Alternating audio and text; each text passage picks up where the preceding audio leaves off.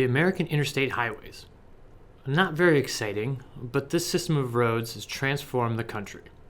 Here are some things you may not know about the interstate highway system. The first interstates were built in 1956. The most recent interstates were built in 2017. The I-90 is the longest interstate. It runs between Boston to Seattle and is 3,020 miles long. The shortest interstate, well, depending on how you categorize it, the shortest interstate is the I-375 and can be found in Michigan, with a distance of 1.06 miles. Now, if you don't consider auxiliary highways to be interstates, even though it is designated as an interstate, then the shortest interstate is the H2 in Hawaii.